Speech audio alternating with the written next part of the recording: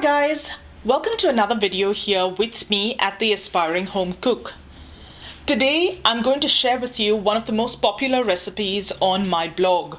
For those of you who don't know, I've had a food blog for a really long time now. The site that is today called the aspiringhomecook.com used to be called My Hobby Lobby. This is a recipe I had posted on my blog way back in 2011, and since then it is one of the more popular recipes on my site year after year. Today I'm going to share with you this beautiful recipe. It's a really quick, easy and simple recipe for a savory cornflakes chowder or a savory cornflakes snack mix. It's got beautiful, flavorful notes, and a few very basic ingredients go towards making this beautifully flavored and balanced mix. While you can really make this any time of the year, since it's so simple and easy to make, you can easily double the batch as well if you'd like to. It is a very popular recipe around the festive season. So let's go ahead and take a look at how to put together a batch of this beautiful cornflakes chowder today. Here's what you're going to need to make some of this cornflakes chowder. I've got 2 cups of cornflakes, 2 tablespoons of vegetable oil, 1 teaspoon mustard seeds. Here I've got 2 bird's eye chilies, and I've cut them into big pieces like this. You can leave this out if you don't want, or if you'd like added heat, chop them up into thin slices. If you just want a mild heat, just the flavor of the chilies, not really the heat of spice, cut them up into big pieces like this. That way, while people are eating and enjoying the chowder, they can actually take off these pieces of chilies if they don't want it. I've got about 8 curry leaves. In here, I've got an assortment of dried fruit and nuts. You can also use seeds in here if you'd like, but this is the assortment that I like. I've got about 20 sultanas here. You can use raisins, golden raisins, black raisins, any of them will work. I've got 2 tablespoons of coconut chips here. You get these in bags at Coles, right next to where you'd find the desiccated coconut. If you don't have a Coles near you, you can obviously have a look at the supermarket right next to where you find desiccated coconut, and you should be able to find them.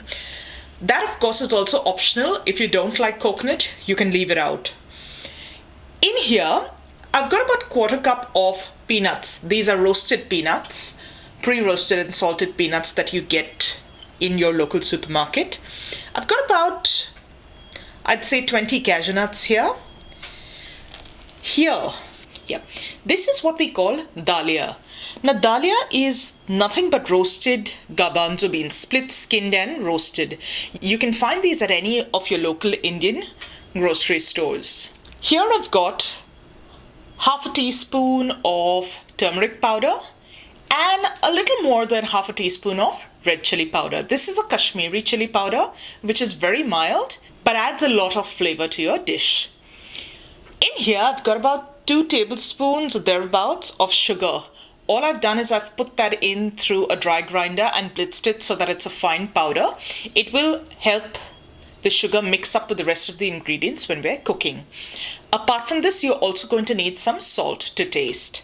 So these are the ingredients. Let's go on over to the stove and actually put together the chowder.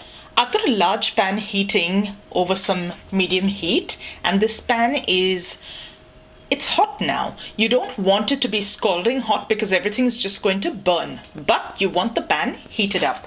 Once your pan has heated up, you're going to add your vegetable oil. I'm just going to swirl that around. Now this oil needs to be heated. Again, not scalding hot, but it needs to be heated through, otherwise your mustard seeds won't sputter. When your oil has heated, in go your mustard seeds. Almost immediately your mustard seeds have started popping, like you can see, and possibly even here. Once this happens, you're going to add your chili and your curry leaves. And stand back because it spits.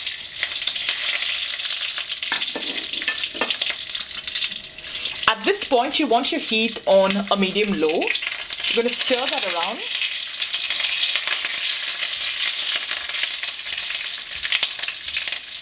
You're going to let this fry off till your curry leaves have turned a little crisp, and so have your chilies.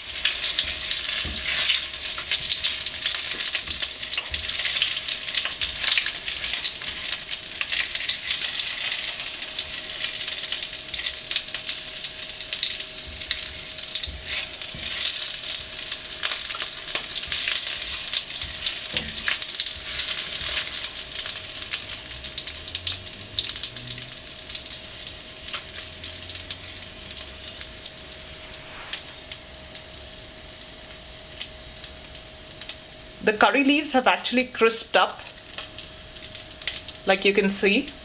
They just break, and that didn't even take me 30 seconds. So I know that they'll crisp up a little more as everything else starts to cook. I'm now going to tip in my cashew nuts and peanuts.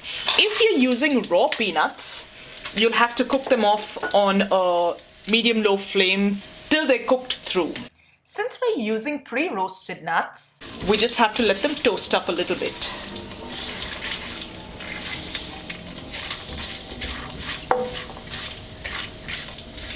I'm also going to add the dalia or the chana dal.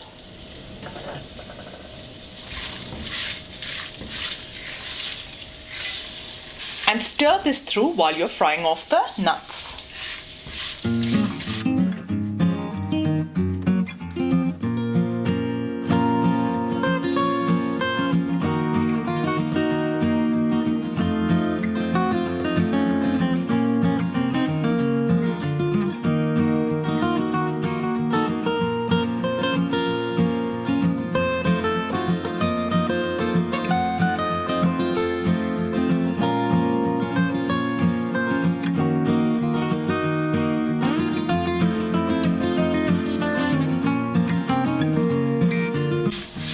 Now the nuts have ever so slightly started to change color and started to get a little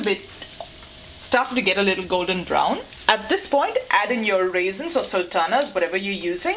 And if you're using the coconut chips, I'd put them in at this stage as well. Cook them off for about another 30 seconds or so.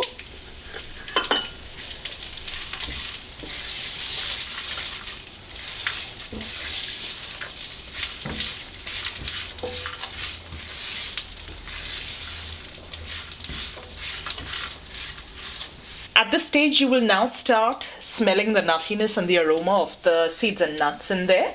You're going to add your spices. That's your turmeric powder and your chili powder.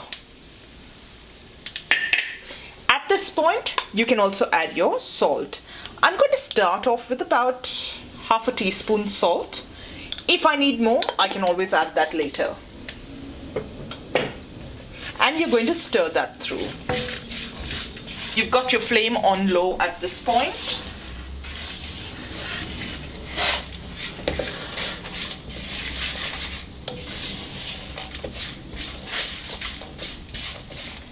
If you're using salted peanuts and cashew nuts, then drop the amount of salt at this stage.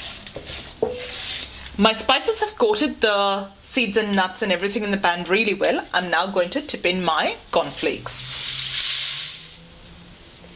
I'm going to toss that very gently to make sure that the spices have evenly distributed and coated the cornflakes well.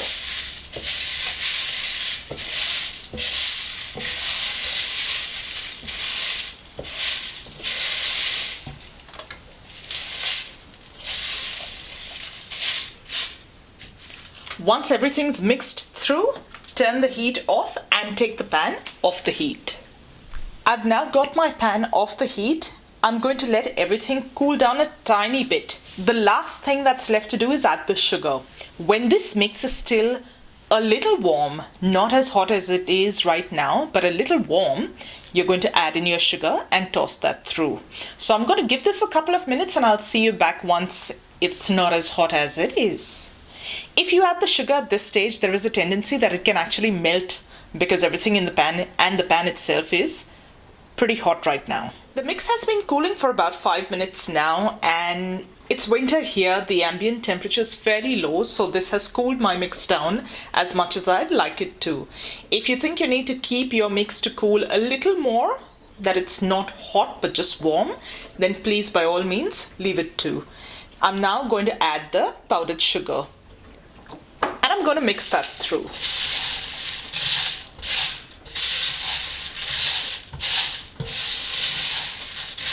Again, you want to mix very gently. You don't want to crush the cornflakes.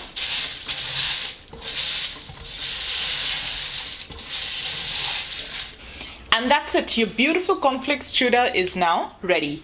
You need to let this cool down completely, and once it has completely cooled, you can actually store this in an airtight container and snack on it, enjoy it over a couple of weeks, even longer. Everything is cooked, nothing's raw, so it keeps for a really long time, if it lasts, that is. And there you have it, guys. Your beautiful cornflakes chowder is ready to be served and enjoyed. You can serve this with a hot cup of tea or coffee, or even as a snack whenever you get a little peckish. This also goes really well with some drinks. Whenever you choose to serve it, I'm sure you and everyone else that you serve it to is sure to enjoy this. So guys, I hope you enjoyed today's recipe and video. If you did, don't forget to give this video a thumbs up. As always, I'll leave the link to the complete recipe in the description box below. If you have family and friends that you think will enjoy this recipe, don't forget to share this video with them. Also, if you haven't subscribed to my channel as yet, don't forget to subscribe. Don't forget to click on that little bell icon so that you get alerted every time a new video is uploaded. Thank you so much for watching, guys, and I'm going to see you really soon with another delicious recipe.